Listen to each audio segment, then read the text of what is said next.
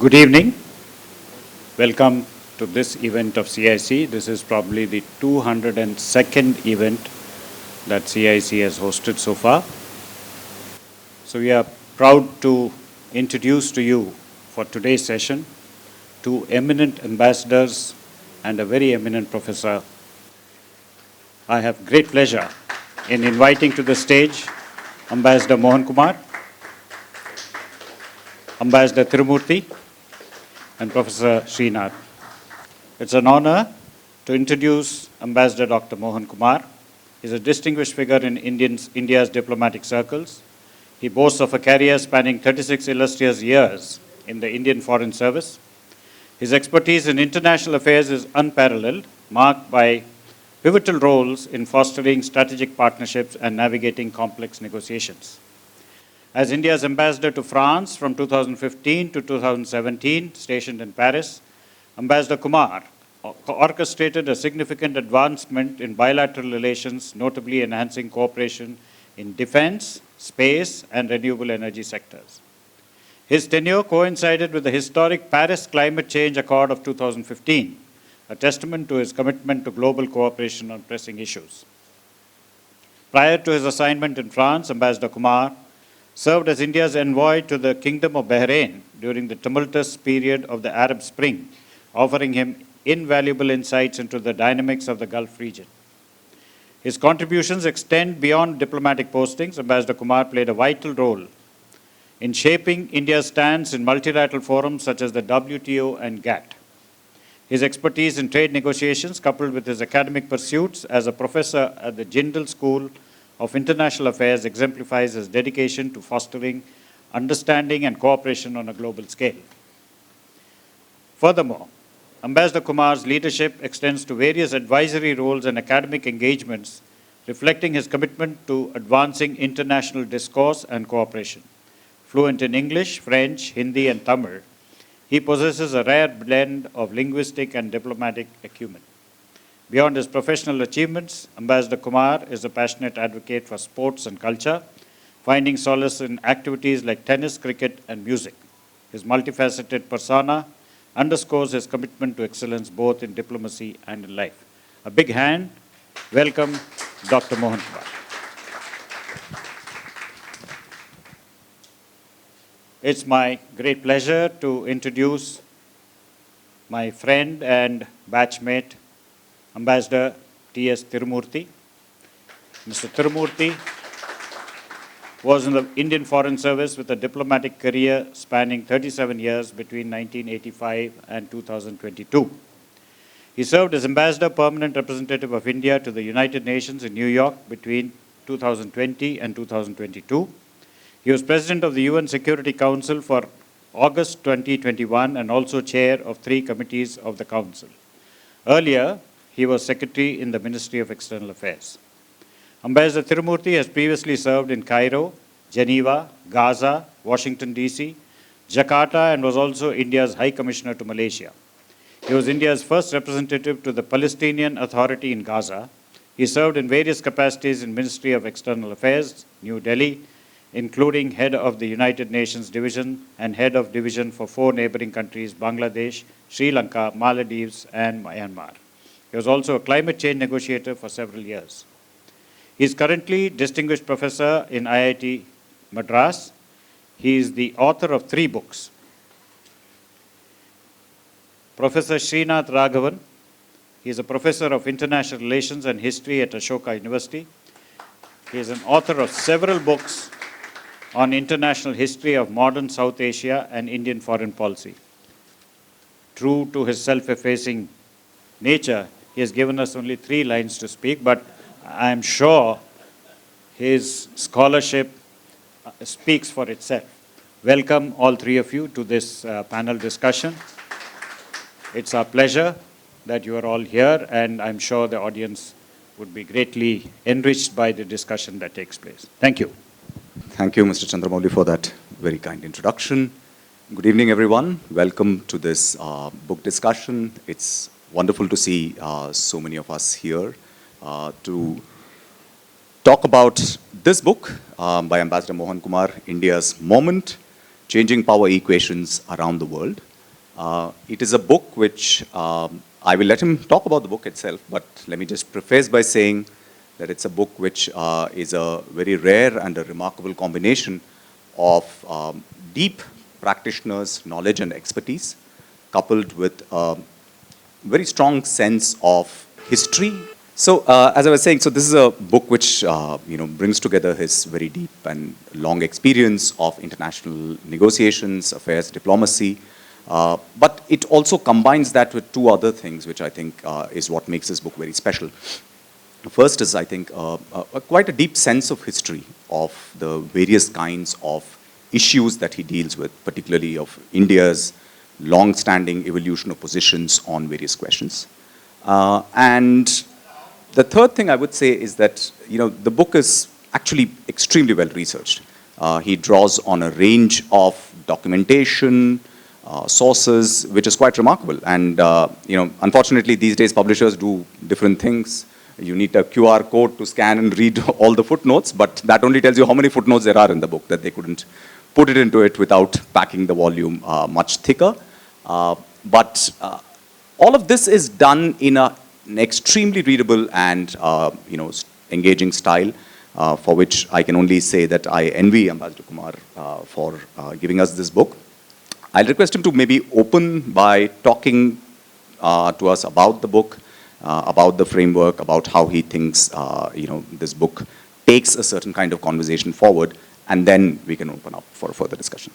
Thank you very much, Professor Raghavan. So distinguished guests, so ladies and gentlemen. So I was just saying that it's a great privilege and honor to be here in Chennai. I want to begin by thanking the Chennai International Center, Dr. Chandramouli in particular, without whose help, obviously, the event would not have happened. But I'm also extremely grateful to be surrounded by two remarkable persons, and I'm not flattering them because they are here. One is Ambassador Tirumurti. We go back about 30 years, and we did postings together in Geneva. And it so happens that while my domain expertise is WTO, his domain expertise is actually climate change and UN. And he ended up as India's ambassador to the UN. So I could not ask for somebody better, since my book has a chapter on climate change. I don't think anybody is more qualified than Thiru, my good friend, to talk about it. Professor Srinath Raghavan, he's a fellow professional now, in the sense that we are both professors, and he teaches right opposite my university in Sonipat. And for me, what I've heard about him is that he brings to the table academic rigor and intellectual integrity, both of which are extremely rare these days. So I really think, Professor Raghavan, thank you so much for taking time out. I will be very, very keen to know what you think in particular, and thank you for the kind words, but in particular, I seek your views on the chapter on Ukraine, because that is something that I think is important for everybody. I just want to thank each and every one of you for showing up and braving the Chennai heat, which actually is hotter than Delhi. I never imagined Chennai to be hotter than... I'm particularly happy this is happening in Chennai because of two special reasons. One, this is my Janma Bhumi. My Karma Bhumi is Delhi, but I'm a Madurai boy. Tamil Nadu is the place for me where I should be attached, and I am attached. So I'm particularly happy that it's taking place here. The second reason is that the foreign policy and public policy debate is too Delhi-centric for me. Delhi cannot be India, and I think foreign policy and public policy is too important to be just left to a handful of people in Delhi. I know that there was a time when people in Tamil Nadu would only be bothered about Sri Lanka and so on. But I think things have changed, and my sense is that the people in Tamil Nadu should be interested more and more in what is going on with regard to India's foreign policy. That's the reason why I'm really, really happy. Professor Raghavan has asked me to say something about the book. I'm very happy to do that. And then I think the golden rule for authors at book launches is that actually you should not speak much and allow the book to do the talking. So I would just make maybe 10-minute remarks if you allow me. So, the most original thing in the book, even if I say so myself, is that I've tried to design an integrated assessment framework. So that is the tool that I provide for the man in the street, for scholars, for academics, to really do two things. One, to understand India's negotiating positions, and secondly, to evaluate India's negotiating positions. And I think it's important to do both, because the seeds of the book were actually sown in my mind when I was a very young negotiator in Geneva, and after a particularly virulent and violent negotiation on intellectual property rights, where Americans and Indians tend to come from very opposite directions. We were having a drink in the evening when the American asked me, where are IFS officers trained? So I said to him that we write an exam which is supposed to be competitive, then we join the service, we go to Missouri, and then there is a Foreign Service Institute where we are trained. I said, why do you ask? And he said to me, it seems to me that Indian diplomats have 50 different ways of saying no to the same proposal, and that you guys are trained in this. So it was said in jest, obviously, but the remark stuck in my mind. And then the other episode is when the great Minister Murasoli Maran, and I was in Doha. I was a relatively junior negotiator, but there was something, again, very, very difficult negotiations on intellectual property rights, and only two Tamilians in the room, Narayanan, who's a Tamil, myself, and then Murasoli Maran. So after I briefed him, and this was supposed to be a meeting of the ministers at 2 o'clock in the morning in Doha, Minister Murasoli Maran, in his enigmatic style, the late Murasoli Maran, whom all of you are aware of, he said to me in Tamil, "Ninga ponga." I said, "Sir, I am a counselor. You realize this is a meeting of..." He said, "It's all right, Ninga ponga." So I went. So it was like walking into a lion's den with, Pascal Lamy and Bob Zelak and other giants sitting in the room. And after the meeting, where I couldn't agree to anything because I said, listen, my pay grade doesn't allow me to completely agree with this, so I have to accept ad referendum, South African negotiator came up to me. He said exactly the same thing as the American. He says, why is India being so cussed and so difficult?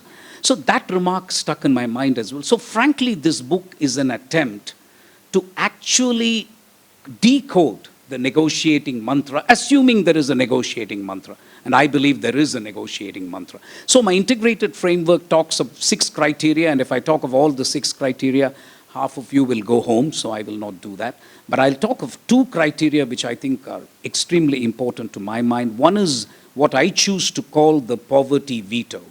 And I'm so fortunate, there are lots of people who are in the room, but Dr. Gopal Krishna Gandhi is here, and he's Mahatma Gandhi's grandson. He was my boss in Colombo. I call it, sir, the Gandhi litmus test.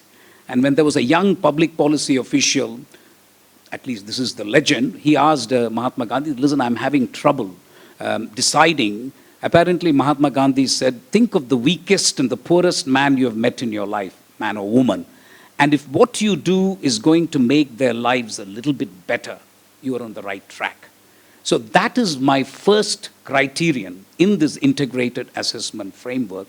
Certainly, we used it in the WTO. The most important thing we would look at when we talked of intellectual property rights was not the impact of patents on people like you or on people who are richer than you, but on the 500 million people. My assessment is that India has 500 million people who live in dire poverty. There could be more.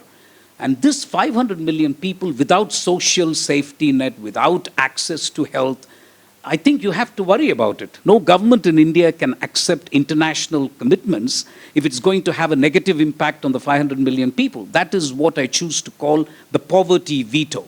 And this poverty veto will disappear from India's negotiations only if this 500 million people, this figure is brought down to something like 100 or 150. Otherwise, we will continue to have this poverty veto. I saw it very starkly in WTO, but I've argued in my book that climate change is also an area. Why is it that we are not able to agree to the complete, getting rid of coal in the country? Pure and simple poverty veto. Why does India want 2070 to be the date for net zero, while other countries are doing 2050? That's because of my second criterion, which is policy space. India needs much more policy space than any comparable country for 2-3 reasons. One, We don't have a social safety net. In my view, India is the only country today, if you take multilateral negotiations, which combines the three following things, which is we are an emerging country, we are a developing country, and I dare say we are a least developed country. If you go to some parts of India, and I've lived 3 years in Congo, Kinshasa, I tend to think there are parts of India which are actually worse than Kinshasa. Particularly, you know, the North Indian belt, if you like, maybe not in the south. But this is very, very difficult.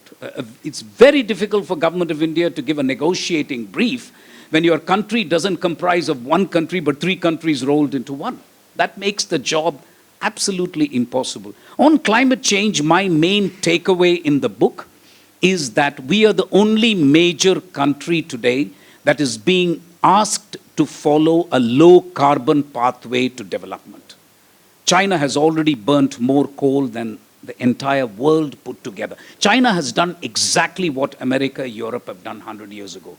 The only country which is being asked today, don't do the mistakes we did, is India. And India is going to have a real challenge because obviously we need tons of money, not to mention political will and the rest of it. So that is on climate change. On Ukraine, by the way, I didn't initially have Ukraine in mind. I had nuclear disarmament in mind, but I thought the HarperCollins, my publishers, they were absolutely right. They said if you write nuclear disarmament, nobody will buy your book. So they said, you have to make it more topical and use Ukraine or something. I said, listen, I'll let you know, because if the integrated assessment framework that I have designed doesn't apply to Ukraine, then I don't see how I can include Ukraine in the book.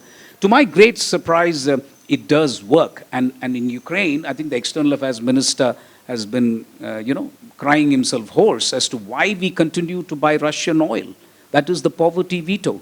Why do you think we need time to diversify our military supplies from Russia? That's policy space. So I do believe that the integrated assessment framework that I have designed applies to WTO, applies to climate change, and in my view, applies to Ukraine as well. I want to conclude by saying the following about the title. It's not my title, it's the publisher's title, but I want to clarify, I do not intend saying that India has arrived by saying it's India's moment. I personally think India finds itself at a geopolitical sweet spot. That's what I mean. I think it's an excellent configuration of circumstances which provides an amazing geopolitical opportunity to India. If you can capitalize on it and become a 10 trillion economy, with the caveat that the growth is inclusive, which means you reduce the 500 million people living in poverty, I think India bids fair to become a leading power or a power which can shape rules rather than just accept rules. The last point really, while India alone cannot solve the problems of the world, and I don't claim that, I do make the point that none of the world's problems can be solved if India is not part of the solution. Whether it is climate change, whether it is public health, and whether it is terrorism, if India is not part of the solution, you really can't find solutions to the world's problems. And that is why I would like to conclude by saying, if India fails, I dare say the world fails. And therefore, India must and will succeed. So thank you very much for your attention. Thank you. Thank you for that very quick but I think effective summary of what the book is trying to do. Maybe I'll turn to Ambassador Tirumurti. As Ambassador Mohan Kumar said, you've been involved with climate change negotiations practically through your career. If I'm not mistaken, there is one particular concept which has become quite important in the context of climate negotiations called NDC, Nationally Defined Contributions, which you were instrumental, I'm told, for kind of crafting that idea. It is an evolving kind of a negotiation, so these concepts matter a lot, and that's one of the things that I think the book also brings out. So I was wondering, from your vantage point, as someone who has been in the room, who has had to do these negotiations, how would you reflect on both the presentation in the book on climate change and also the framework, and how you think that speaks to the concerns? I mean, particularly the 2 points that he pointed out, right? The poverty veto, the need for policy space, etc. I mean, to what extent were these live concerns as negotiators sitting in the room? Or is it more a useful way for thinking about what happens when we take a step back? Thank you very much. And firstly, let me thank Chandramouli and CIC for bringing us all together.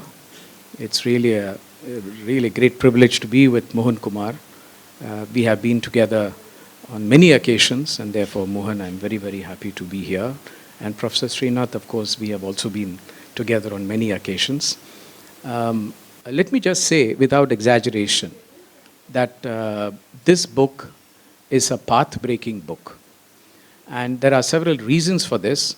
But, how and why we as negotiators come to a particular decision on a particular issue, whether it is economic or whether it's political, this is something which we learned as as practitioners.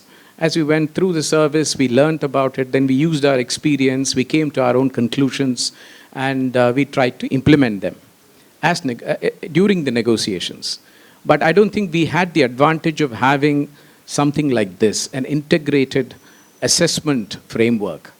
And I really wish we had a book like this before. It would have made our lives so much easier, Mohan. It's a path-breaking book. And see, why it's also important is not everyone in the Foreign Service gets an opportunity to do multilateral negotiations.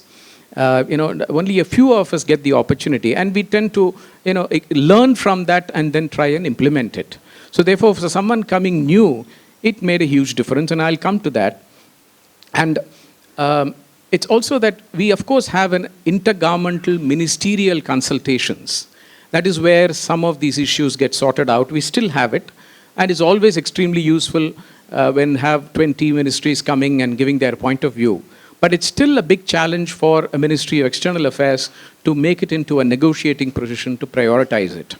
And later, of course, we also had stakeholders coming and giving their views, and it became part of the consultations, especially for industry and commerce and economics, finance and others.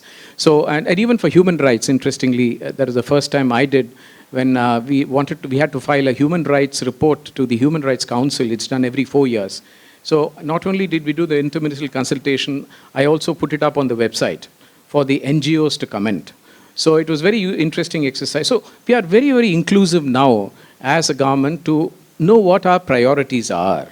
But still, to connect domestic priorities and make it into a foreign policy negotiating stand is still a challenge. And that is where this book's framework becomes extremely important, not just for people who want to understand this linkage, but also for, I think, practitioners, especially the junior practitioners. Coming to climate change, the Rio, that in Rio 1992, they had the UN Framework Convention on Climate Change, UNFCCC. And that finally, in fact, all of them, biodiversity, all of them came to Geneva to be negotiated once Rio was over. So for 3 years, it was in Geneva, and by coincidence, I joined Geneva in 1993, January. And I was the junior most officer in the mission. I was, in fact, second secretary when I was posted. I fortunately became first secretary when I went there. So I looked a little bit more senior than I was. But in 1993, the very first negotiation for 15 days, and it was called the Intergovernmental Negotiating Committee. There was no conference of parties. So after 15 days of negotiation, there is a group called G77, which is a group of developing countries. And this is where we work together, we negotiate together. And at that time, we were fresh from Rio. So we had, all of us pounced on some of the principles and others and tried to sharpen it. After 15 days, the Chinese ambassador, who was the senior most amongst us, and extraordinarily, is a veteran of climate change, he came to me and he said, Mr. Thiru, I really appreciate your contribution and all that. But he also said one thing. He said that, China and India, let us remember that, we are now putting conditionalities on the developed countries. And we want them to take more mitigation, we want to do more. But 30 years later, India and China will be on the other side. So all the conditionalities you're going to put on them will also come to us 30 years later. This is what he told me in 1993. And as a junior officer, I didn't quite understand, but in a few months when I was negotiating, I realized that this is something which stuck in my mind. And interestingly, it didn't take 30 years for the window to close. It took only 22 years. In Paris 2015, all of us came on the same, one way or the other, we came on the same plane. Now, why I'm mentioning all this is that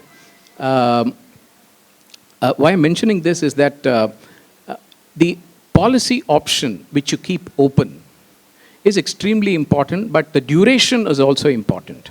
Now, there is one very interesting comment which Mohan Kumar makes in the book, that for textiles, he kept the policy option open so that our domestic policy could use this option which he has kept open, our domestic industry rather, and that they could somehow catch up, use it to catch up. But unfortunately, our domestic and our local industries just didn't catch up, and we lost out to Bangladesh and a whole lot of others. So even though we kept the policy option open on textiles in the WTO, we couldn't utilize it. And this is exactly what happened in environment. We kept it open for 22 years, and we just could not utilize it. It's only in the last few years that we are having huge developmental infrastructure and others which creates a mission, and we are trying to use that this thing. So this is very important, the keeping policy options open, but also making sure it is utilized. And this is precisely where in Glasgow, if you recall, we had this huge showdown on coal, and they wanted the phase out of coal, whereas we wanted phase down of coal. And before I come to that, he mentioned about our net zero for 2070. Now, I just wanted to say that it is not necessary that every country should come to net zero in 2050, because the word used is global peaking. It is global peaking, it is cumulative peaking, and it says that the developed countries will peak before developing countries. So when it comes to net zero, the word which we try to use is global net zero, which means that the developed countries should peak or come to net zero before we do. So we have no problem going to 2070, even though people may say that that is because we want to keep the policy option open, and same thing with coal. But the interesting thing is, in coal, we were singled out, and people started pillorying us. We actually lost the media war. But what we did was absolutely the right thing, as you pointed out in your book. We just lost the media war. Irony is that China had exactly the same word, phase down of coal, which they agreed with the United States. But we somehow I think our negotiations at some point of time, we didn't quite get it together, and we lost the media war. Now, why I'm mentioning all this is that we had to say no, and we got a lot of flack. But saying no is something which it happens to us all the time. Because as he says in the book, India is a sui generis case. We belong to different worlds. We are the we are in the top 5 emitters. We don't like to acknowledge that because we are among the lowest among per capita emission. But we are among the top 5 emitters.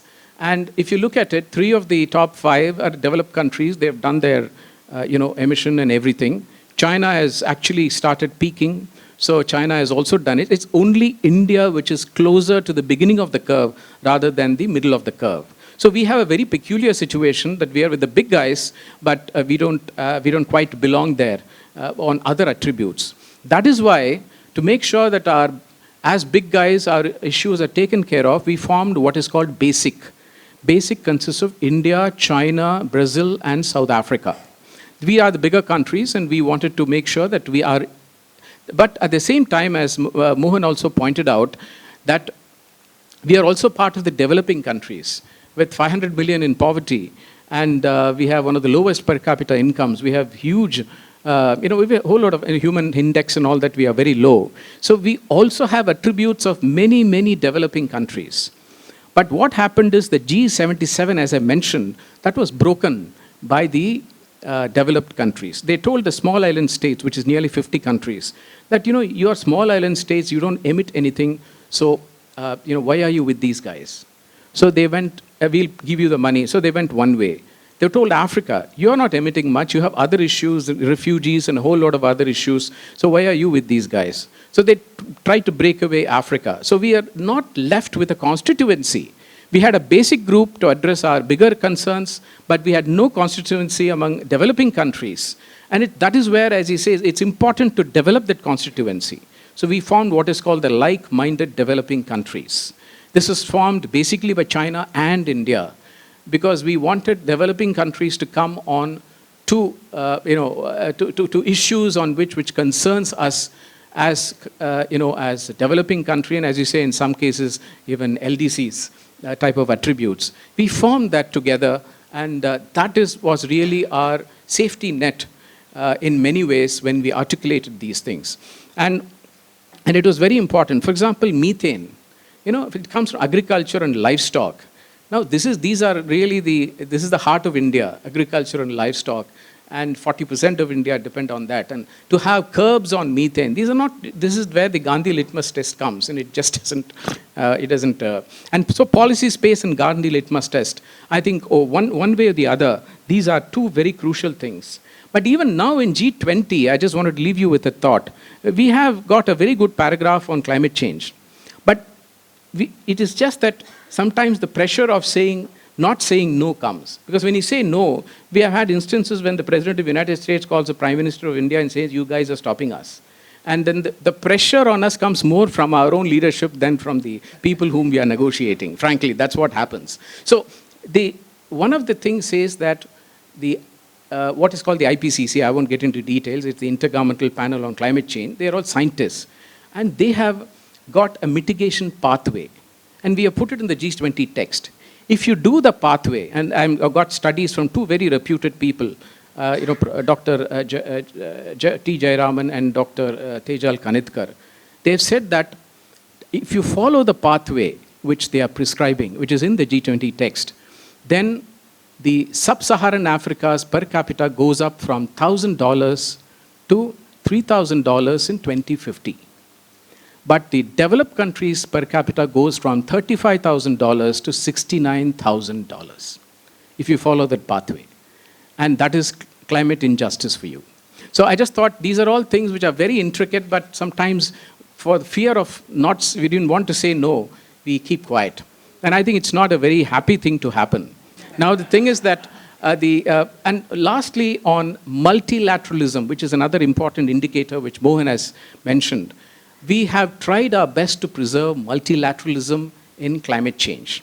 And that is very important for a very simple reason that, and I'll give you two instances why it was important that India was there. One was in Rio. There was a meeting called Rio Plus 20, that is in 2012. 20 years after Rio, we had a meeting. And there, you all are aware of the Sustainable Development Goals. Now, the developed countries wanted the Sustainable Development Goals to not be negotiated. The Millennium Development Goals which came before was never negotiated. It was done in the back door by the developed countries, handed over to the Secretary General who gave it to the rest of the General Assembly. But they wanted exactly the same thing. The developed countries can cook up the Sustainable Development Goals and give it to all of us. India, Brazil, and many other countries, particularly in Africa, we opposed it completely. And we made sure it came to the UN. And in 2015, every country in the UN, we negotiated the Sustainable Development Goals, which everyone is very happy about, and they are collectively implementing it. And the second example was in the Security Council. The P5, particularly the P3, the United States, France, and others, a whole lot of, they wanted to bring climate change into the Security Council. Why? Because the veto-wielding members can deal with it. So they brought a resolution to bring climate change into the Security Council so that you can cut off 195 countries and deal with it just in the Security Council. India opposed it. Now the thing is that we were alone in opposing it. China said, we will be with you, but we will only abstain, we will not vote against. So Russia voted with us. So only 2 countries in the council opposed it. We voted against, we stood alone. Russia voted against, and fortunately they had the veto. So it was vetoed, and fortunately the multilateral system was preserved and it was protected by India. So I just thought it's important for me to mention that many of the indicators which you had, India has had a major role to play in the context of climate change. Sorry for taking the time. Thank you. That's very interesting because what you said, building on what the book has and what Ambassador Kumar also just explained to us, it seems to me that India and perhaps China as well, but certainly India is in a somewhat historically unique position, not in its history, but I would say in global history, because precisely because of this kind of combination of two attributes, right? So in aggregate terms, which is to say size of economy, size of your military, in every other way, you are amongst the largest players in the system. But the minute you take it to a per capita sort of way of looking at it, then we are fairly below in terms of what our actual requirements are. So there is a certain kind of duality to the way that we operate on the international context. And it seems to me that part of the reason that, as you say, leaders sometimes do not want us to say no is because of your aggregate size, you are expected to play an important role as well. And that is also not an escapable situation. Now, if you look at most great powers in history, in fact, I would say barring China and India, or countries which are in a position to become, they all became rich first and then became globally important players. United States of America is exhibit A of that thing, right? I mean, by the year 1890, the United States is the world's largest economy. It takes until the First World War, 1917, which is the year in which the Americans entered the war, for them to actually get involved in a global sort of a role. And it took until 1941, when the Japanese attacked Pearl Harbor, for the Americans to actually start becoming a global player. So we do not have that luxury at all. And perhaps, in a sense, it's both an opportunity, but it's also a challenge to match these two kind of things. And the Chinese were in a similar situation, but as you correctly said, in some ways they managed to kind of find that pathway to get away. But sir, I'd like to come back to you to just talk a little bit about trade. I mean, because, again, it seems to me that if you compare, say, what India and China, how we approached, say, not just WTO, but trade more generally since the mid-1990s, 1996 onwards. It is often said, I don't know whether you would agree with that assessment, that one of the things that the Chinese did was to use various kinds of commitments externally, particularly through fora like WTO, in order to be able to then push through reforms at home, for which there was a lot of internal resistance. It seems to me that we did not go down that path. And that brings me to a sort of an interesting question that I had for you, which is that, we normally tend to think of trade negotiations not simply driven by a poverty veto, but by sectoral vetoes. At the end of the day, political economy is about how the cake gets differentiated. And who benefits is always a question, and there are lobbies. Those are all established things. It's nothing secretive about it. As you said, there's a lot of consultation which happens, but there's also a lot of pressure that comes in. I mean, for instance, if you take something like the RCEP, it is very clear that there was a certain section of Indian industry which was strongly opposed to that. And that section managed to prevail its views. And I am told, I don't know whether it's correct or not, that the Ministry of External Affairs actually wanted to sort of India to sign up to the RCEP. But the Commerce Ministry eventually took those views on board. And the top leadership then decided that this is not the right time. So I just feel that, perhaps thinking about it purely in terms of, 50% of people below poverty line, how do we save them, doesn't get us to the real nub of the issue in different locations, because there are ways in which you can use external commitments to overcome internal problems. There are ways in which internal sort of sectoral considerations may prevent us from doing things outside as well. So I was just wondering if you could build on some of this. So thank you. That's a tough question. I've always felt, I haven't done climate change to the extent Thiru has done, but the limited exposure I had to climate change when I was ambassador in Paris, and we had the climate change accords of Paris, trade is a very, very tough negotiating arena, especially intellectual property rights. So you are right. I mean, I'm now much retired, so I can stick my neck out. I feel almost liberated now. As a professor, I can say what I want. On RCEP, for example, it was very clear that China was definitely a factor, but Amul was a factor. Would you believe it? Amul just walked up to Amit Shah. Even if you're taping it, it's fine, it's probably on record, but anyway, I think Amul made it very clear to the highest echelons of the government of India that they will not be able to accept competition from Australia and New Zealand, dairy. Now, Amul is such a political sensitive hot potato. No government could have really, if Amul says something, that's the law. So what you say is absolutely right. But if you see my integrated assessment framework, I would put those things in domestic politics. I would put it there. And I think there is a real give and take between poverty veto, policy space, and domestic politics. So I would put, and you're absolutely right, we do have lobbies. I mean, everybody knows that. The steel lobby, for example, they're extremely concerned about the carbon border tax mechanism that the European Union is going to impose. It's a big problem. But I think for me, that brings me to the central point that I make in my book. I make this point that we are reformers by compulsion, not by conviction. That's the problem with India. 1991, I have talked to the main actors involved, and when I told them, did you try to build a consensus before you reformed?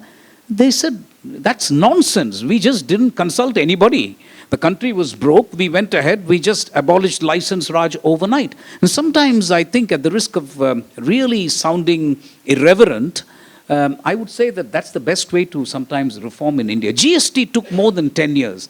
You seriously expect the world to wait for you 10? We've asked for, Professor Raghavan, we've asked in fisheries subsidies, which is an ongoing negotiation in the WTO, we've asked for policy space of 25 years without batting an eyelid.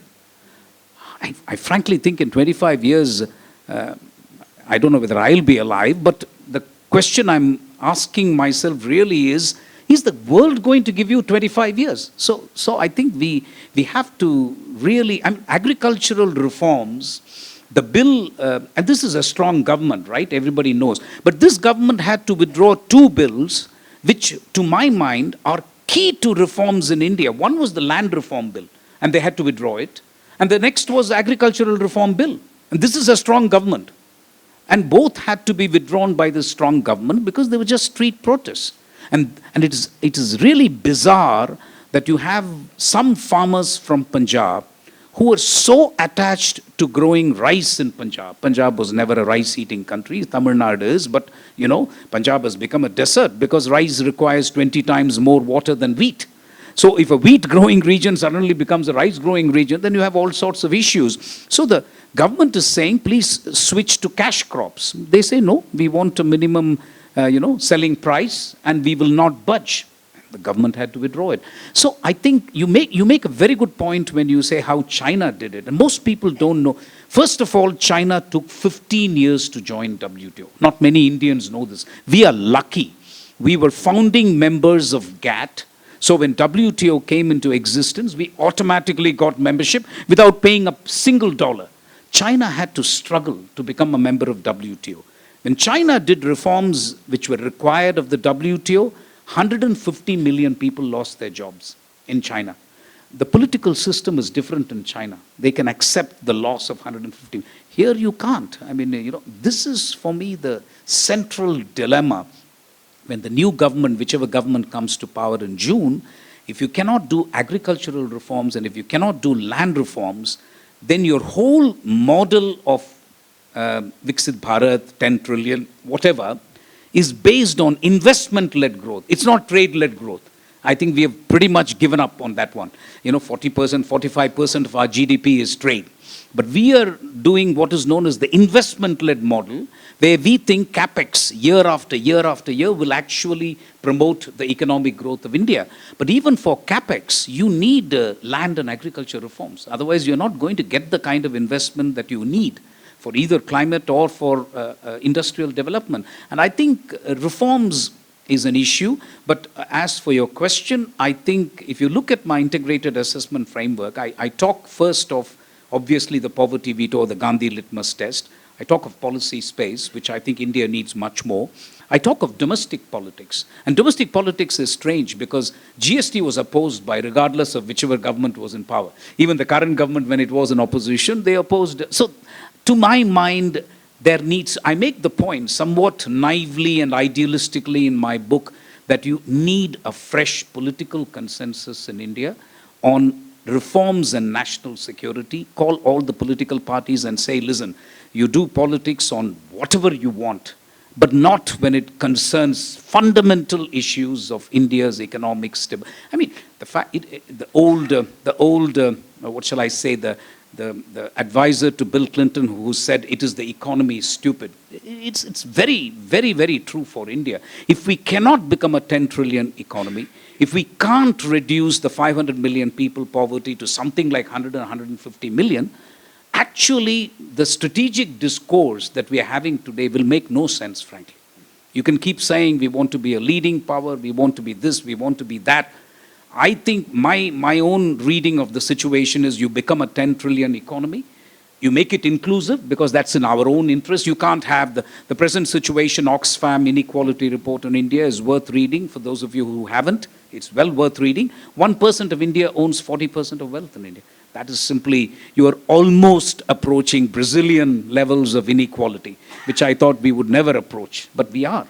And so it's also true that any class 101 economics graduate will tell you that when you become a richer economy, you will have to become more unequal in the meantime. The question is whether without a social safety net, without India being an ally of any other power, can you afford this kind of, can 500 million people become 8? I mean, the Pradhan Mantri Garib Kalyan Yojana and the government of India is on record as having said 800 million people get 1 kilo of lentils and 5 kilos of rice/wheat every month. Which makes me think you call it Garib Kalyan Yojana, you're giving so much of grains, actually that means you have 800 million people in India who are poor. But I'm not saying that, I'm saying 500 billion, more conservative in my view. But definitely that's what we are talking about, and I think you'll have to see the trade-off between domestic politics and poverty veto to kind of, come to. But the central question remains, how are we going to reform? I don't know the answer. So if I can just ask you one quick follow-up question on trade, and then we can move to other issues as well. You mention it in the book, but I think it's worth putting it in a straightforward way, which is to say that, is the game of trade negotiations itself changing? Which is to say the terrain itself is changing. We think of trade negotiations as, normal questions. Shall we cut tariffs? Do we want access? How do we think about non-tariff barriers? How can we sell more to some country? How can that country sort of give things to us? That is a standard conception that as laymen we have of how trade negotiations are. And perhaps that's the way that GATT, etc., GATT, and, operated. But now we are in a space where what passes for a lot of free trade agreements is actually about more or less making equivalent or what is called harmonization of regulatory systems, which effectively means that you're talking about systems of labor laws, environmental protection laws, and various other things, which are in some ways going to be even more challenging for a country like India to be able to meet. I mean, we have 90% of our labor is in the informal sector. They don't have contract employment at all. I mean, how can we even think about sort of making those kinds of conditions in this thing? But the context is changing. It is not going to wait for us, as you are saying, for 25 years to say that, we need that time or space. So I'm just wondering, what do you think is the best way forward? Because at some level, as you are saying, we have taken a view that we'll do a few bilateral or, small plurilateral FTAs, not get too involved at the WTO level where anyway things are stuck. And also stay out of some other larger games like RCEP. But do you think that's a sustainable way? And does that mean then that trade is not going to be important in our story? So thank you very much. I think that's a fundamental question, actually. My view is that the international trading system is moving from an MFN-dominated system. MFN is most favored nation. Most of you know that. From MFN to a non-MFN system, trade is going to become reciprocal and trade is going to become strategic. This was not the case when China grew. That's a central challenge for India. China grew at a time when the world was growing and it was MFN based. India is wanting to grow, wishing to grow at a time when there is no MFN. Basically, trade has become complete. It's what authors call the weaponization of global trade. I will not trade with you if I don't like you. And it's called friend shoring. So what India has decided, we've tried FTAs, free trade agreements, to the east of India. Our first FTA was with Sri Lanka. Then we went on to sign an FTA with ASEAN. We went and signed an FTA with Japan, with Singapore. of all countries, and so on. That simply didn't work. So now we have taken the opposite, we're going in the opposite direction. All the FTAs we are now wanting to sign are to the west of India, with the exception of Australia, which to my mind is actually west anyway. It's down under, but it's really part of the west. So we are trying to sign an FTA with EU, European Union. We're trying to sign an FTA with UK. We're trying to sign an FTA with the Gulf Cooperation Council countries, and so on. The reason is we have given up on the East in terms of FTA because we think we will never be able to compete. Our manufacturing is so fundamentally uncompetitive compared to China, compared to Malaysia, compared to Vietnam, Bangladesh, and Sri Lanka. Forget about China. So we have decided the West is a better bet, and therefore we are big adherents, advocates of resilient supply chains. In fact, we are actively seeking the replacement of global value chains on which we couldn't get on to the bus, as you know. We are not part of global value chains. It's a singular failure. But having said that, we are quite happy they will be replaced by resilient supply chains, and we would like to get on to those resilient supply chains. And you're absolutely right. If you look at India's negotiations with Europe on FTA, when I was a trade negotiator, if you had told me we are going to negotiate labor standards and environmental standards with EU, I would have said you're out of your mind. These are not trade issues at all. But today we are negotiating it. My own feeling is we are negotiating it under tremendous pressure because without an FTA with EU, Vietnam, which has now concluded an FTA with the European Union, Bangladesh, which now gets 0% duty because it's the least developed country, our garment exports, for example, to EU will suffer enormously. I mean, as it is, when you go on trips to London, Paris, Geneva, wherever, I don't see a single T-shirt made in India. I only see, if you go to Marks and Spencer, H&M, Zara in Europe, you only see T-shirts made in Vietnam, Bangladesh, Sri Lanka. You don't see a single T-shirt made in India. And that is not an accident. I've talked to the hosiery people in Tamil Nadu, and they say, listen, there is a difference in duty of 4%. How do you want us to? I said, it's only 4%. They said, you got to be kidding. 4% is huge. It's huge. It is the difference between getting an order for thousands of T-shirts from Zara and getting no order at all. So I think we have a real problem. We have now no choice but to accept that environmental standards, labor standards will be part of trade. And I think the Commerce Secretary, the ex-Commerce Secretary is on record as having said that we will not do the things in WTO, because WTO in any case is in the ICU, frankly. So we will do things bilaterally with EU in labor and environmental standards, and then accept it in the WTO. That's the strategy. Whether it will work or not, I mean, you have to ask yourself the question, the enormous difference in labor standards between, let's say, Tamil Nadu and a place like Eastern UP or Western UP. Those differences have to be bridged, and that is something we have to do. It reminds me of former Commerce Secretary Mr. Gopal Pillai once told me that trade is actually war. We tend to think that it's something happening inside a room. It's not. He's saying it's like a war room out there. So maybe it's time to then turn to the real war, the Ukraine war, which you have spoken about. And again, this is one of those issues which I think brings out the dilemma that you outline in the book, and which Ambassador Tirumurti also alluded to about climate change, which is that at some level today you cannot do what you were able to do in 1956 when, say, the war over Suez happened, or the Soviet invasion of Hungary happened, or in 1967 when the Soviet invasion of Czechoslovakia happened. Which is to say that, listen, one way or the other, your view is fine. You are seen as leader of non-aligned countries, but beyond that, there isn't much.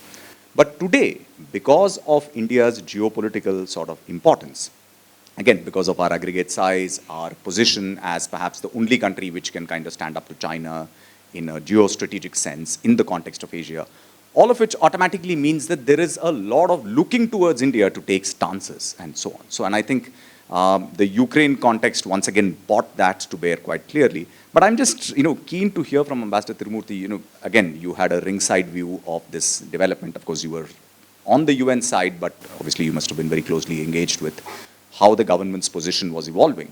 And I'm just wondering, how does the account in the book tally with your own experience?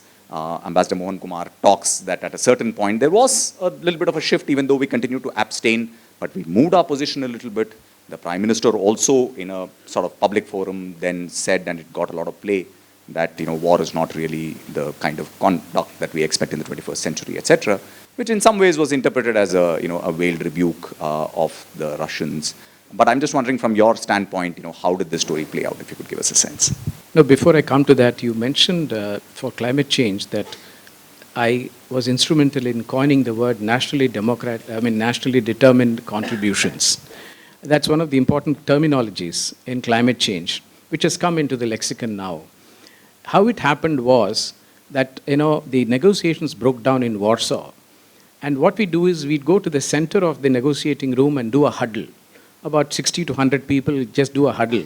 So I was in the middle of the huddle, and I was thinking, how do we not use the word commitments, because the word commitments, developed countries refused. So I was looking at the Singaporean, and interestingly, Singapore has exactly the opposite of problem as we do. We have one of the lowest per capita, and Singapore has one of the highest per capita. So how does a small country and a big country deal with this?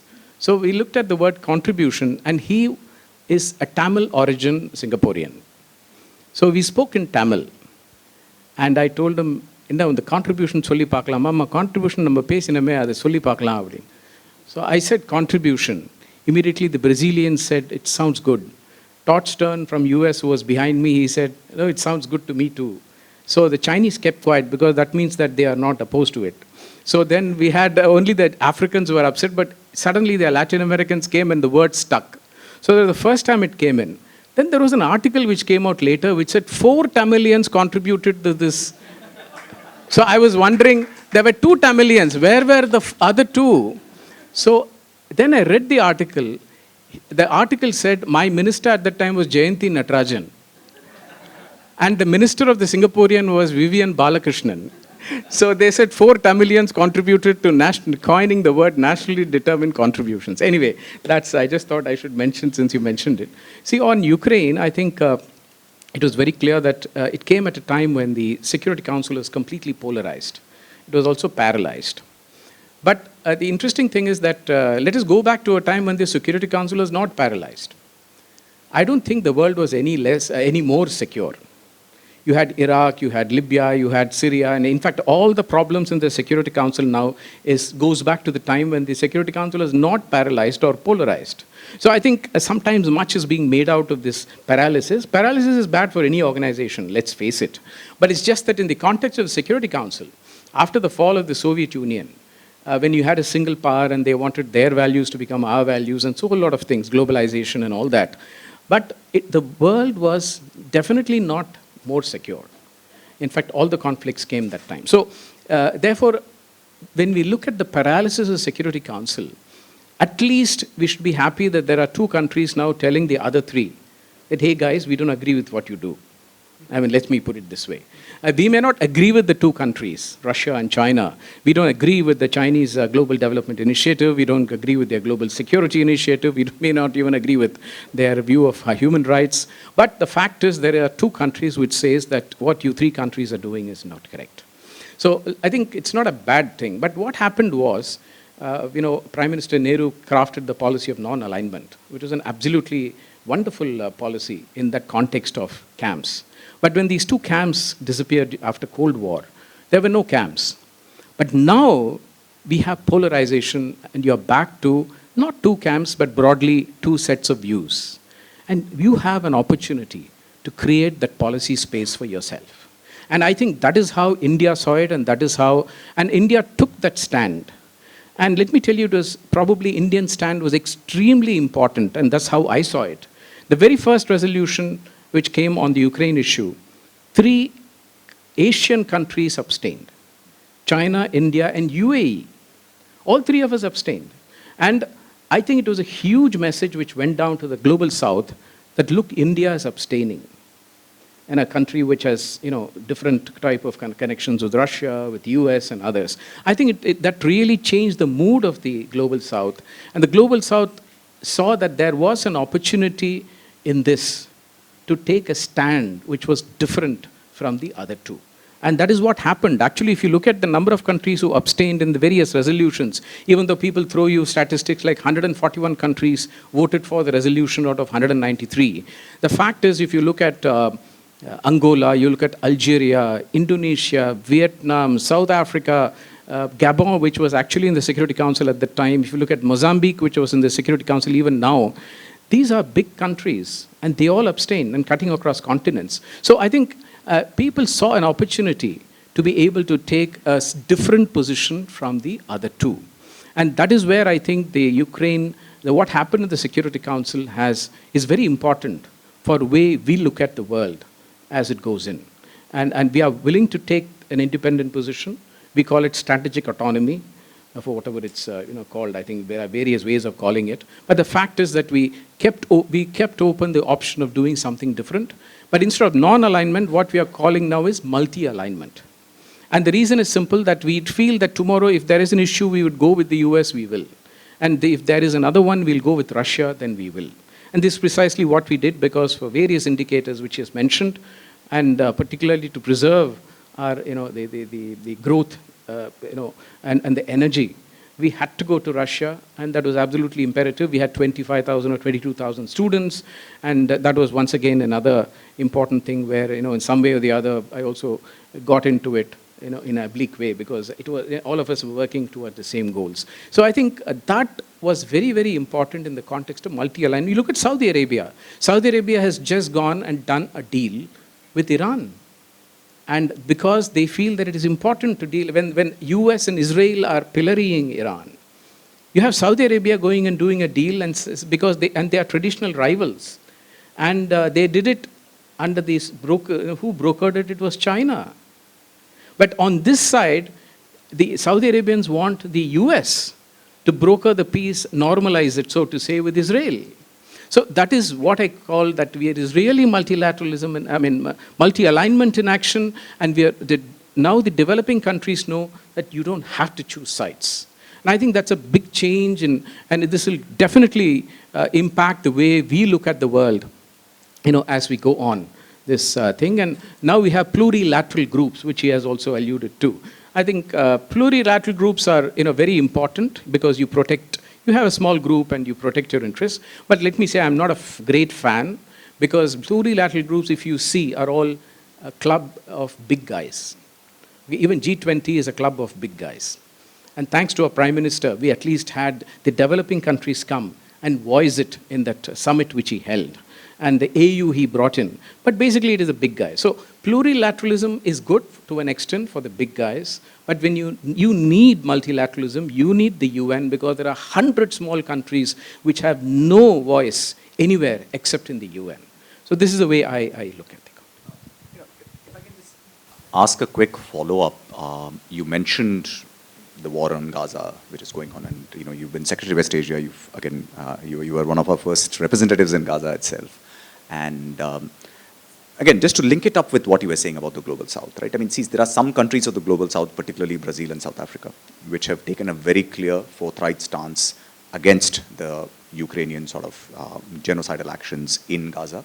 They have approached the International Court of Justice. They have stuck out their neck. I'm pretty sure that every consideration that Ambassador Mohan Kumar has laid out for us about policy space, poverty, vetoes, apply to those countries as well. A country like South Africa, in fact, has much greater dependence on international capital, the benevolence of the United States to deal with. And Gopal Gandhi is here. I'm sure he'll bear it out as well. But India has not taken that kind of a stance. So in a sense, can we have our cake and eat it too? I mean, is it really possible for us to sort of claim that we are leaders of the Global South, but then say that, that only matters to it when it matters to us individually? I mean, how do we sort of deal with that tension? No, I think it's what you have said is very important. And,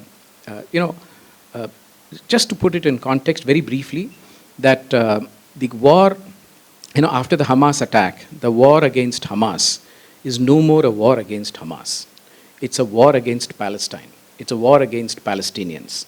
It's a war against a Palestinian state. Let us be very clear. And in which now 34,500 people have killed, and 14,500 of which are children. Secondly, it is a war without a political goal. There is only a military goal, which is to so-called, finish off the Hamas. There is no political goal in this war. Thirdly, the irony is that even Gulf and countries and Arab countries, they genuinely don't want Hamas to win. I mean, for obvious reasons, because they were normalizing relations with Israel. That process will go on. It is a pause mode, but it will go on. And the United States and the West want to give all the space they can to Israel to make sure they finish off the war. And I think, they have, I just saw a flash news that there is some peace deal and all that. I don't know what it is, but I'm assuming that something is happening. And every rule in the book has been violated. And when you look at a rule-based international order, which I'm not a great fan of, the terminology I mean, not the rules, there is no rule now and there is no international order now in West Asia. But the important thing is that the framework which he has given applies even more to West Asia than Ukraine. You have 9 million Indians there. And just now you have seen how Israel tried to regionalize the war by trying to bring in Iran. And I think there was, after this tit for tat, which frankly has worked very badly against Israel in the geopolitical context, not in the context of casualties. But I think thanks to US, it was, there was a certain restraint. If it gets worse, then you have 9 million people, you have livelihoods of people, you have states who have invested in, Indian states who have invested in that. You have got remittances and huge remittances, and apart from that, oil, of course. On the one hand, and even one important thing, geopolitics. Iran is being pilloried there, and India has very close links with Iran. So how are you going to, look at this whole thing about your relationship with Iran when you have decreased 13% of your oil imports, you have decreased it to 0 thanks to US sanctions. So these are all things you need to look at, and even domestic issues, like, this is another parameters of his, which you have a huge number of Muslims in India. And how are they going to look at this? Fortunately, we have very wise leaders in all the among all the communities. So they are able to come onto a particular plane and look at it more soberly. But these are all important stuff. But what Mohan Kumar has written at the end of his book, which is very important, is the importance of perennial principles, which we need to adhere to. And I would like to just leave this thought with Mohan, that there are also values which are important in this context. Now, why I'm mentioning about values is in the context of West Asia, it's very important. And why I mention that is that, see, we are now taking pride in the fact that we are a civilizational state. Then we are talking about dharma, we are talking about Ram Rajya. We are bringing in all these terminologies of our history, of our heritage inside. It is not possible that you talk about it in the domestic context and you are not willing to put it in the foreign policy context. And what is happening in West Asia, and particularly in Gaza, is not acceptable. And it's very, very difficult. And that is where the importance of our values come. And therefore, in that 6 categories, in some cases, we need to include values because we are talking about it. If you are talking about domestically, please talk about it in the context of foreign policy as well. Because this is something which there is justice, there needs to be justice, there needs to be morality, and there needs to be values in this context if you really have to solve the Palestinian issue. Great. On that note, I think we should open up for some questions from the floor. Hi, sir. My name is Jyotsna. My question was about Coal India, actually. Considering that Coal India's revenues have shot up in the last 5 years, what is the possibility of energy transition from coal to renewable sources? And I wanted to take the idea of Brazil, considering the transition to biogas and the use of their sugarcane industry, which is booming, to produce an alternative apart from their hydrofuel, right? What sort of an energy source do you believe could be a parallel to something like Brazil's biogas industry, which is rising? And do you believe that that would be possible without losing out on the development of the 500 million people who all three of you have basically discussed living in dire poverty? I know that Brazil and India both have, while the populations are starkly different, population size, the percentage of people in poverty was very similar for Brazil until a few years ago as well. And their goal in terms of nationally determined contributions, which I worked extensively on during my master's, is also very, very crucial in terms of how they outline how they aim to meet their contributions goal by 2050. And I know that Brazil and India are allies in that situation. So what sort of resource or explanation do you think India could provide to its masses who are, it's not a lot of people who are employed in Coal India, but the people would have to transition. And I know that there's an intellectual aspect as well to energy transition, let's say to nuclear fuel or other forms of resources. So my brief response to your very, very seminal question, I think it's a very important question. We'll have to spend hours trying to discuss it, but very briefly, my view is that India will find it almost impossible to get rid of coal. That is an assumption that you have to accept. International community is yet to accept it, but I think we need to be clear. What we can undertake is that unabated coal will not increase exponentially in India. What it means is we will need coal plants which are absolutely using supercritical technology.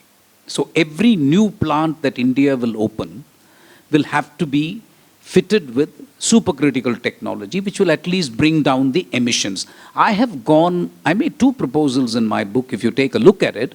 One, I have said that we should actually take a case to the International Criminal Court and say, International Criminal Court, for those of you who don't know, have created an environmental bench now. And I have said in my book, it's a bit outlandish, but I believed in it. So I have said we should take a case. Sunita Narayan, I talked to her, the Center for Science and Environment. She says, absolutely, we can do a case. We should take a case, even if nothing comes out of it, saying that there is no global carbon budget for the 1.4 billion people of India. It's as simple as that. Even if they become net zero, we are not going to be able to actually have any access to a carbon budget that is legitimate or that is legitimately required by 1.4 billion people.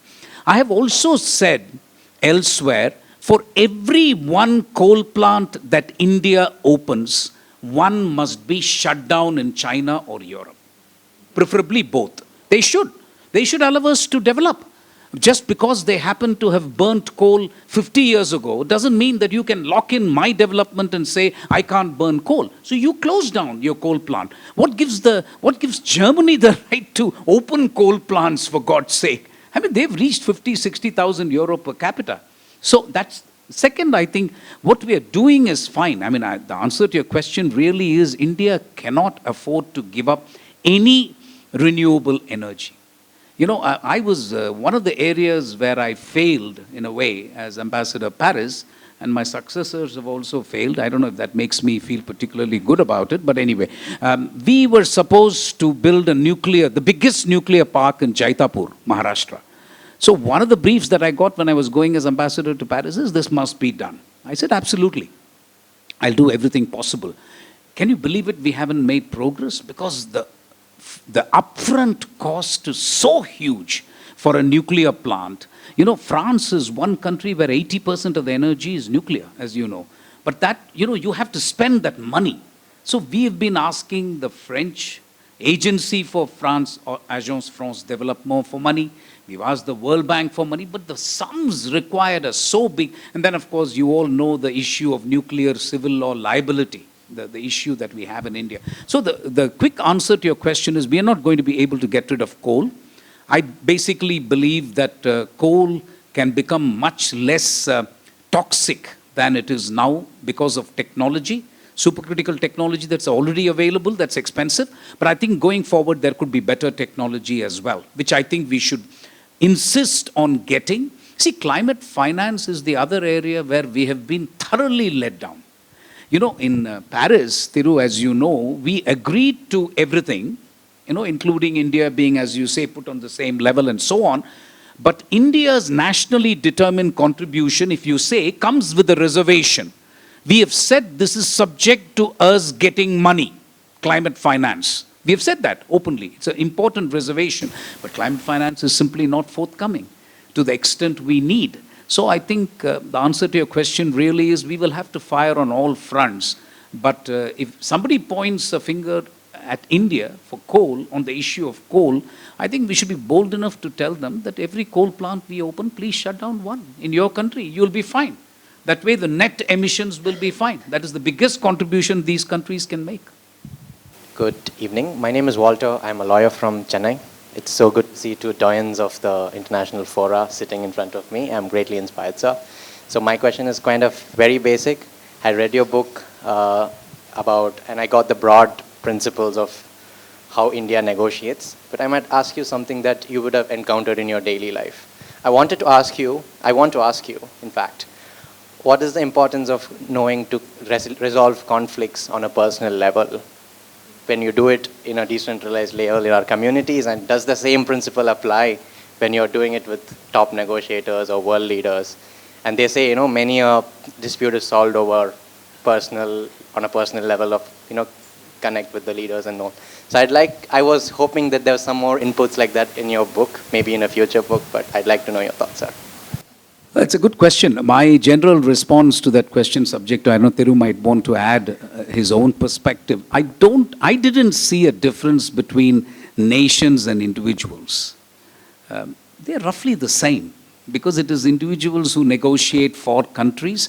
I do a course, by the way, I teach at Jindal Global University, so I do a course on conflict resolution. My general principle for India is that if you find yourself in a hole, stop digging, because otherwise you keep going, and Indians are famous for that. Then the second issue is never allow the best to be the enemy of the good. It's another Indian problem. Either my way or the highway, I want the best outcome. What makes you think the other guy is an idiot? Of course you want the best one for yourself, but the other guy also wants the best deal. So that's third, I think, is timing. The most important answer I can give you is timing. India's acceptance of a particular outcome in a particular year on intellectual property rights, for example, a subject that I know, if we had done it 5 years earlier, we would have got something in return. We got nothing in return. And that is kind of dumb, because in any conflict resolution, you have to take care of your interest. Of course, resolving conflict is a good thing. But countries are going to, like individuals, look after their interest, right? Self-interest. That, I think, gets lost in India because we are so late sometimes. That's why I say timing is everything. But at the end of the day, Thiru, you want to add? I just have an interesting episode for you. I went there, as you know, in 2020, during COVID.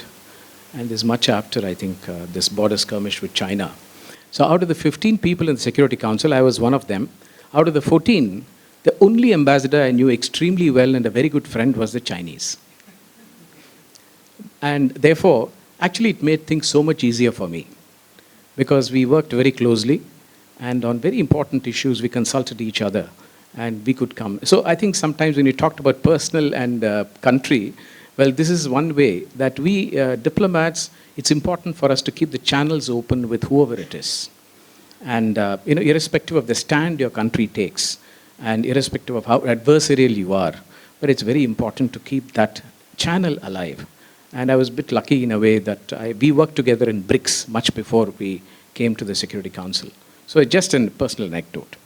Greetings, my name is Vaishnavi, and I like this term that you used. First, I love the title, which is very inspiring. And I like this term that you used called Integrated Assessment Framework. So I personally have always felt that being a Vishwaguru is a very inspiring thought, but when you balance it with the day-to-day lack of education that most Indians face in their education all through from the primary stage till higher educational institutions. So how far do you think you'll be able to go in using policy and interventions to ensure that quality helps, Indians actually live up to this demographic advantage, this theoretical demographic advantage that we have? I have a somewhat heretic view on this. I'm inclined to think that the demographic dividend runs the serious risk of becoming a demographic disaster, because our investments in health and education have not been to the extent. I think you hint that as well in your question. So it's not just literacy. We are talking about the quality of education, the outcomes in education, and health in particular. So I think we will have to wait and see. So the real risk is that your GDP will keep growing because of the population. And that is why we are able to say we will become the third largest economy. You may even become second and so on. But if you take the G20 as a grouping, we have the lowest per capita income in G20, even below Argentina, by the way. And Argentina is a country in serious trouble. So if that is the situation, then what you say is absolutely right. The good news is that I think the government of India has now taken, health and education very seriously. But you realize, of course, the states will have to do so much more because it is their subjects. And so the disparities in education and health between the south and the north and the rest of the country, those are, I think, issues which we have to sort out. I must tell you this, my Vice-Chancellor and me went to Mahabalipuram recently. There was a QS education summit. And I'm saying this not with a view to criticize immigration and so on. So this was a resort, a hotel resort, and both of us wanted to speak in Tamil. This is what happens if you live long in Delhi, you're just waiting for an opportunity to speak in Tamil. So we asked one guy, listen, he just stood there. So I said, what's the issue? He said, sir, I don't know Tamil. I said, wonderful, but can you please get somebody who knows Tamil? He said, no, sir, we are 20 people from Bihar. We are the guys who are waiting tables in Mahabalipuram, and we will speak to you in Hindi. So I said, wonderful. So now, on one level, you can say, it's a damn good thing because it promotes integration and the rest of it. On another level, I don't know, you'll have to look deep into why there is a lack of availability of labor in Tamil Nadu. Are they going to the Gulf? Are they going to Singapore? Are they going to Malaysia? I don't know. So those are, sorry? Okay. Okay. So anyway, to talk of the demographic, by the way, the MEA, when I retired from the government of India, the External Affairs Ministry had given clear instructions to embassies that one of the things that foreign policy has to do is to encourage emigration from India. We now have signed so many labor mobility and partnership agreements with countries. We actually have moved from a situation when Krishna Iyer gave the judgment about every Indian's fundamental right to have a passport. The policy at that time was neither to encourage nor discourage emigration. But we've actually moved now. We actively encourage emigration because we realize we simply cannot provide jobs to all the youth within the country. So we actually end up encouraging emigration. Your issue about population is good. We'll have to wait and see what happens. Thank you. Yeah, my name is Bharat. I'm an intellectual property lawyer for the last 25 years, so I'll have to personally thank the trips and the GATT, all the negotiations. So Ambassador Mohan, thank you for giving us the 10 years between 95 and 2005. A round of applause for that. And also a round of applause for Ambassador Thiru for also pushing the emission norms from 50 to 70.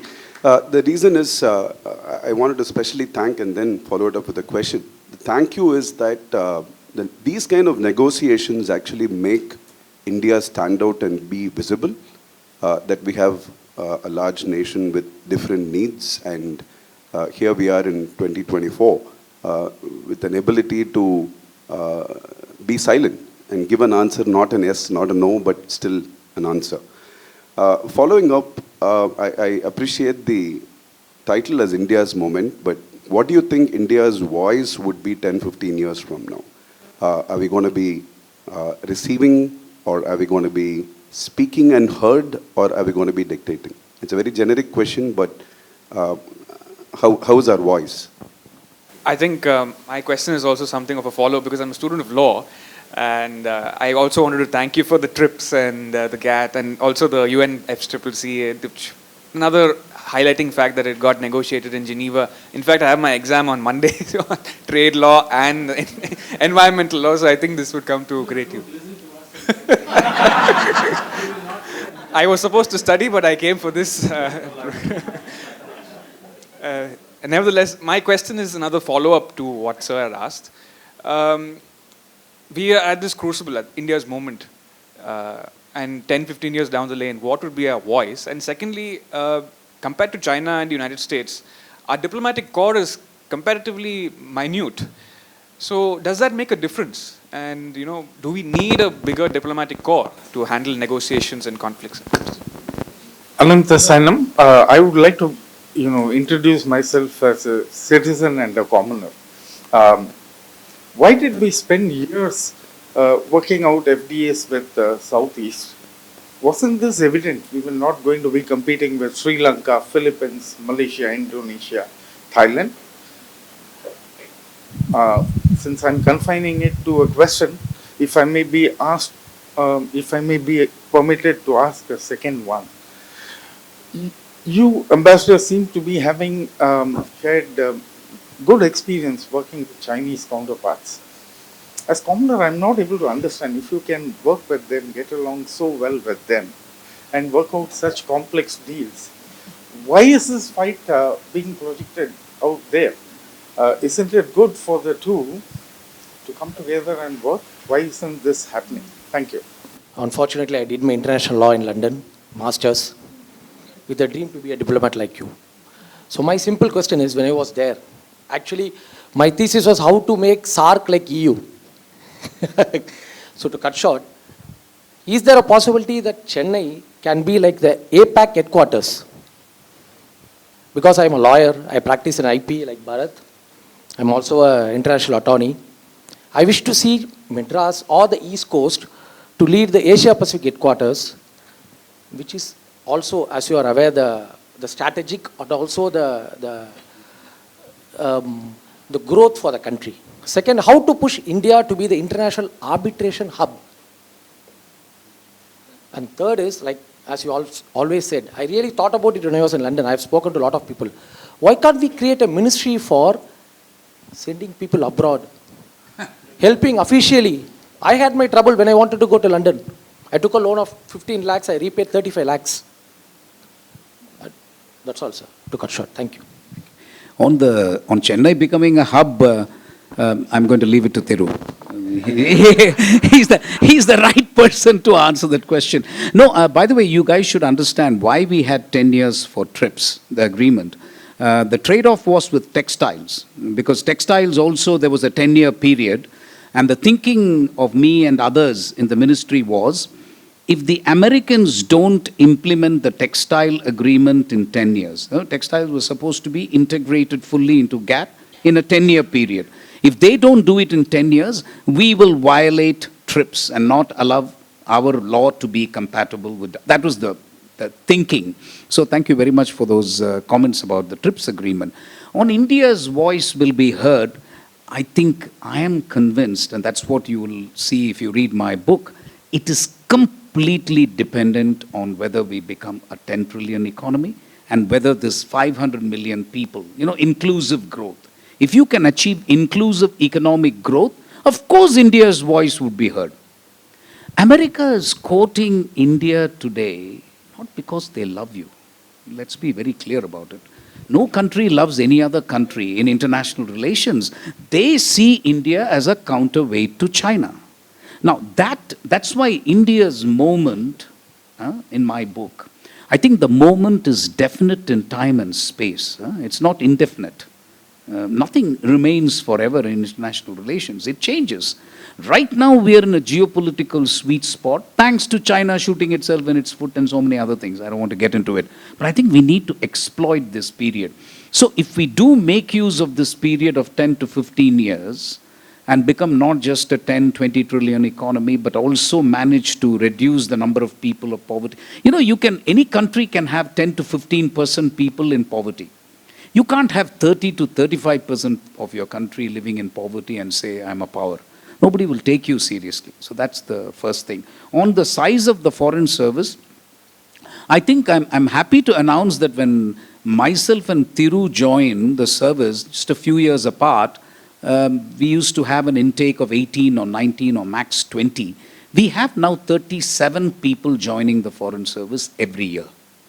I'm afraid it is not possible for India to recruit 100 people every year in the foreign service for two very important reasons.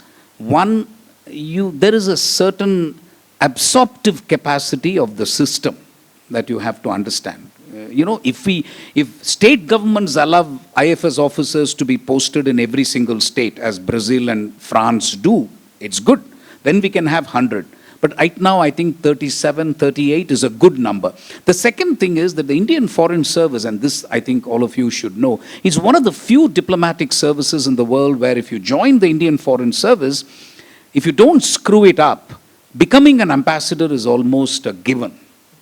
You may end up as Ambassador Mali. Not everybody will end up as Ambassador New York and Ambassador Paris. I have to say that, at the risk of sounding immodest. But you will end up as an ambassador. That has to change.